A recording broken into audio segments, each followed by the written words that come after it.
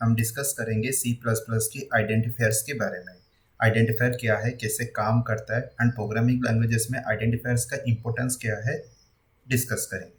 ठीक है, तो यहाँ पे हम जनरली जो आइडेंटिफायर्स के बारे में बोलते हैं, सी में एंड सी प्लस प्लस में दोनों में इक्वल है।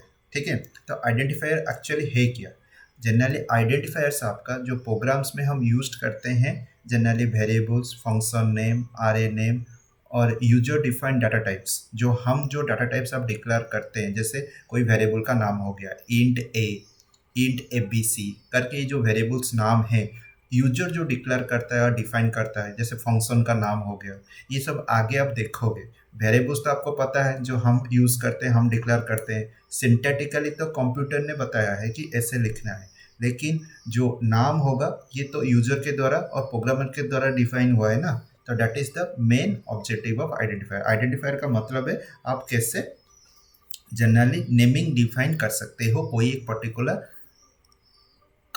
पर्टिकुलर डेफिनेशन को लेके, जस्ट लाइक कोई वेरिएबल का नाम, कांस्टेंट का नेम, फंक्शन का नेम, आरए का नाम, यूजर डिफाइन, जो कि हम यूजर डिफाइन करते हैं। तो सी प्लस प्लस में identifier represent the essential elements program which are given below. आप नीचे देख सकते हो, constants, variables, functions, labels, define data types, हम जो डाटा टाइप्स डिफाइन करते हैं, तो इस सारे जगह पे हम आइडेंटिफायर्स को यूज करते हैं। The naming is given by the user, that is called the identifier. What is the identifier? The naming is given by the user or programmer, not a user. Here user means programmer. तो ये समझ लो programmer ही यहाँ पे user है, जो कि वो बोल रहा है रिटिन की फॉर्म में। प्रोग्रामर ही यूजर है। सपोज वो कुछ लिख रहा है इंस्ट्रक्शंस के अंदर, अपने हिसाब से लिख रहा है, and that is called identifier. मतलब उस आइडेंटिफायर के भी कुछ रूल्स हैं जो कि सी में भी एंड सी प्लस प्लस में दोनों में अलाउड है कि ये रूल आपको फॉलो करना पड़ेगा।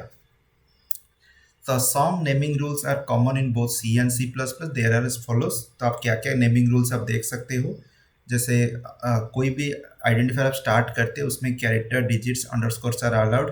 ओके, ओनली मतलब उस नेम में आपका ये सारा डिजिट अलाउड है, नाम अलाउड है, अंडरस्कोर अलाउड है, लेकिन in the beginning underscore and characters are allowed, not a digit. ये भी चीज़ याद रखना। जस्ट लाइक हम जो वेरिएबल डिक्लेरेशन करते थे, ये भी तो हम यूजर के थ्रू ही होता है ना, प्रोग्रामर के थ्रू। तो वहाँ पे जो रूल फॉलो होता था, आप मतलब कुछ इक्वलाइजेशन यहाँ पे वही सेम रूल फॉलो हो रहा है। तो यहाँ पे आप तो the identifier name can not start with, already बता दिया हूँ। In C plus plus upper case lower case letters are distinct. ठीक है, upper case and lower case letters are distinct, मतलब अलग रहेगा, क्योंकि एंड सी में भी ऑल्सो ये सारा चीज़ सी एंड सी प्लस प्लस का बहुत ही कॉमन है। हम जो आइडेंटिफायर यूज़ करते हैं, सपोज मैंने यूज़ किया, यहाँ पे मैं एक चीज़ एग्जाम्पल दे के बताता हूँ। तो यहाँ पे मैं एक चीज़ लिख देता हूँ, जैसे इंट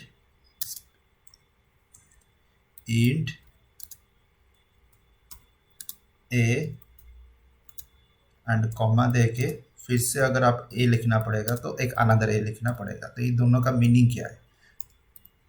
इंट ए एंड ए दोनों का मीनिंग है, दोनों आइडेंटिफायर है, दोनों कंप्यूटर के लिए डिफरेंट है।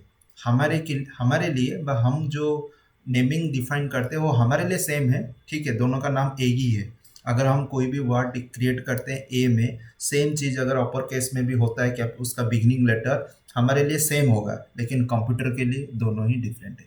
तो this is the main important point in identifier which is called a case sensitive. तो इसलिए हम आइडेंटिफायर को मोस्टली हम केस सेंसिटिव बोलते हैं। तो declare keyword can not be used as a variable name. अगर एक बार कोई कीवर्ड हो गया तो उसको हम आइडेंटिफायर की केस में और वेरिएबल की नेमिंग केस में यूज नहीं कर सकते। कीवर्ड्स एंड आइडेंटिफायर दोनों डिफरेंट है। कभी ये चीज़ समझ लेना, the keywords which are also included in identifiers और identifiers are included in keywords, दोनों पूरे डिफरेंट है।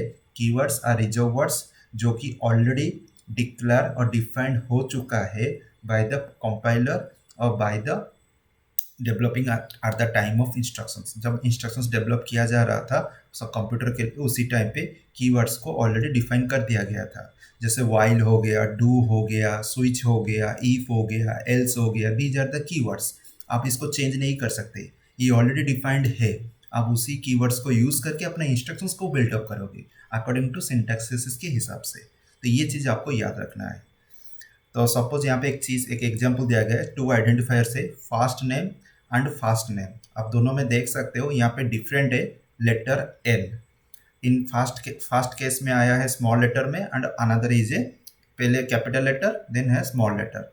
तो it prove that identifiers are case sensitive. Yes, identifiers are case sensitive, इसलिए C and C plus plus both are case sensitive. तो आप valid identifier देख सकते हो यहाँ पे, the following examples are the valid identifier, results, test two, यहाँ पे ये सब वैलिड है। लेकिन इनवैलिड आप देख सकते हो, हाइपन नहीं रहेगा, ओनली अंडरस्कोर को छोड़ के कोई भी स्पेशल कैरेक्टर सिंबल्स यहाँ पे नहीं रहेगा।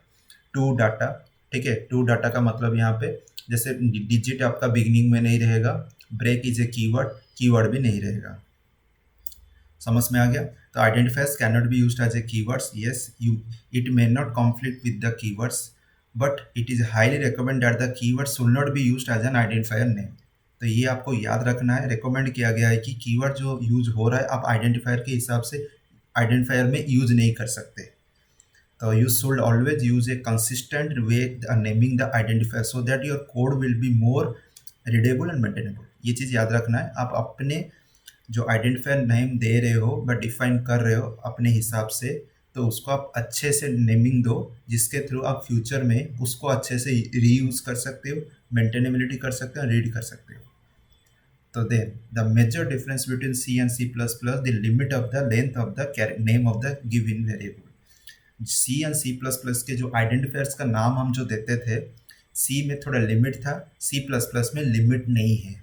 सी में जो लिमिट था, जो आंसी सी के हिसाब से जो भी आइडेंटिफायर हम डिक्लेयर करते थे, जो नेम देते थे कोई एक वेरिएबल का, 32 कैरेक्टर्स का होता था। लेकिन आंसी सी प्लस प्लस में ये चीज़ का लिमिट को हटा दिया गया है, द लेंथ ऑफ द कोई एक वेरिएबल का नाम व कोई एक naming in identifier. Constants are the identifier. Yes, constants are identifier that refer to a fixed value which do not change during the execution of a program. Yes, constants का मतलब क्या है?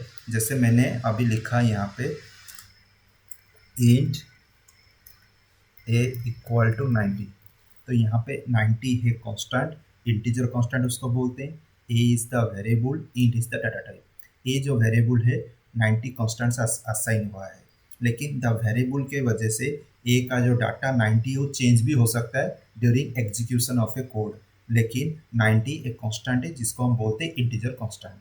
एंड अगर हम यहाँ पे कॉन्स्ट कीवर्ड लगा देंगे आगे, तो इसके आगे अगर हम कॉन्स्ट कीवर्ड लगा देंगे तो this naming variable is called as a constant variable. जो वेरिएबल का नाम हमने दिए हैं दैट इज उसको हम बोलेंगे कांस्टेंट वेरिएबल। तो यहाँ पे आप देख सकते हो 123 12.03403x ऑक्टल है, 0x2 hexadecimal है, etc. are literal constants. Yes, so C and C++ supports various kinds of literal constants and they do have any memory location। तो अपने आप में उनका मेमोरी लोकेशन होता है एंड ये सारा चीज़ का लिटरल कॉन्स्टेंट्स वो जनरली रूल्स अलाउड करता है। ठीक है, आइडिया हो गया? तो ये था आपका व्हाट इज लिटरल्स एंड कहाँ कहाँ पे हम यूज़ करते हैं। लिटरल्स का सिंपल मीनिंग है जो प्रोग्रामर और यूजर जो नाम देता प्रोग्रामिंग के टाइम पे, इंस्ट्रक्शंस के रीडिंग टाइम पे व लिखने के टाइम पे जो नाम देता है, असाइन करता है, that is called a identifier. तो ये कहाँ कहाँ पे अप्लाई होता है? कॉन्स्टेंट्स, वेरिएबल नेम्स, अरे, फंक्शन नेम, स्ट्रक्चर में भी अपना नाम ये खुद देता है, एंड आपका user defined names. Okay, user की तरह जो डिफाइन हुआ होगा नेम को हम जनरली आइडेंटिफायर के द्वारा बताते हैं कि ये वाला जनरली ऐसे काम करेगा। And identifiers are case sensitive, ये चीज़ें याद रखना है, इस वजह से C and C plus plus are case sensitive. ठीक है, समझ में आ गया? अगर वीडियो को अभी तक देख रहे हो तो लाइक सब्सक्राइब करना मत भूलिएगा, बेल आइकन को क्लिक कीजिए, अगर मैं कोई भी वीडियो अपलोड करता हूँ आपको नोटिफिकेशन मिल जाएगा। ठीक है, थैंक यू।